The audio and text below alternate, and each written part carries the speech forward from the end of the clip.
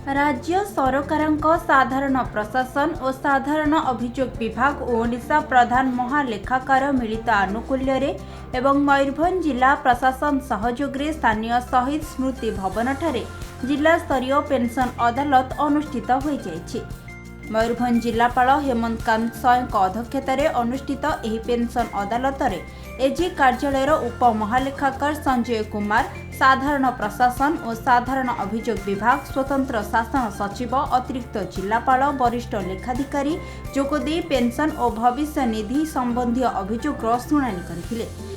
वरिष्ठ लेखाधिकारी महापात्र पेंशन और जीपीएफ आवेदन पत्र पठाउथिबा बेले जो भूल करती तार संशोधन किपरि करा जाय पारिबो पीपीटी माध्यम रे बुझाइथिले।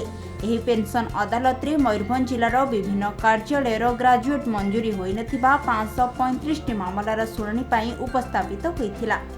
तन्मध्यरु 6 जनकु सेही मंच रे पेंशन कागज प्रदान करा जायथिला। अन्य समस्त पेंशन मामला तुरंत कार्यकारी हेबो बोली जिलापाल कहिथिले।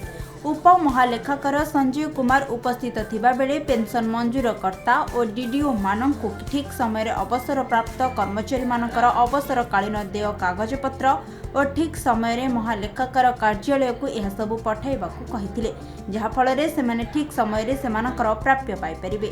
अवसर पर सेमानकर आर्थिक अवस्था शोचनीय होई पड़े, तेनु मानवीय दृष्टिकोणरू सेमानकर दुरावस्थार सुधार आनिबा पई अवसर 2 मास पूर्वरू एजी कार्यालय को पठाइबा उचित, जहा फल अवसर दिन सेमानकर अवसरकालीन प्राप्य होई परिबो।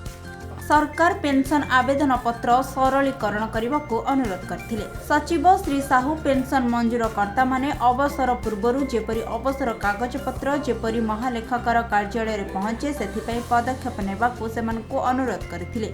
विभिन्न विभाग पेंशन मंजूरकर्ता माने ठीक समय रे अवसर प्राप्त कर्मचारी मानकर पेंशन कागज ठीक समय रे एजी कार्यालय को पठाइबाकू पेंशन मंजूरी को विलंब न करबाकू साहू कहिथिले। एही परिप्रेक्षी अतिरिक्त जिलापाल जिलार पेंशन और ग्रेजुएट मंजूर होई नथिबा अवसर प्राप्त कर्मचारी मानकर पेंशन कागज पत्र तुरंत पठाइबाकू निर्देश देइथिबा बेले कर्मचारी माने सेमानकर पेंशन भविष्य निधि प्राप्य जेपरि कि ठीक समय रे पाई परिबे ता उपरे पदक्षेप नेबा पाई निर्देश देइथिले। ये डिस्ट्रिक्ट मयूरभंज में बहुत सारे केस पेंडिंग है पेंशन के, जिसका हम समाधान करना चाहते हैं।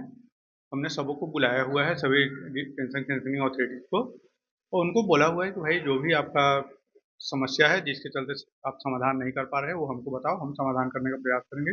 हम लोग डिस्ट्रिक्ट एडमिनिस्ट्रेशन से मिल के एजी की ओर से समस्या का समाधान करने का मैक्सिमम एफर्ट करेंगे और प्रयास करेंगे कि हम आज समाधान कर पाएँ इनका, जो भी पेंशनर आए हैं उनका ऑन स्पॉट समाधान कर पाएँ, और जो अदर पेंडिंग केसेज है उनका हम मिलकर समाधान करने का प्रयास करें। तो यहाँ मयूरभंज डिस्ट्रिक्ट में पेंशन अदालत कंडक्ट की जा रही है, जिसमें कलेक्टर ऑफिस, एजी ऑफिस और बाकी सारी जो पेंशन सैंक्शनिंग अथॉरिटीज़ हैं अलग अलग डिपार्टमेंट के, वो आए हैं। इसका मेन उद्देश्य ये है कि जो भी पेंडिंग केसेस हैं पेंशन के, क्योंकि हम देख रहे हैं कुछ कुछ केसेस काफ़ी सालों से पेंडिंग है, तो उनका यहाँ पे निपटारा किया जाए। डायरेक्टली जो पेंशनर्स के ग्रीवेंसेज हैं वो सुने जाएं और उनका ऑन द स्पॉट निपटारा किया जाए।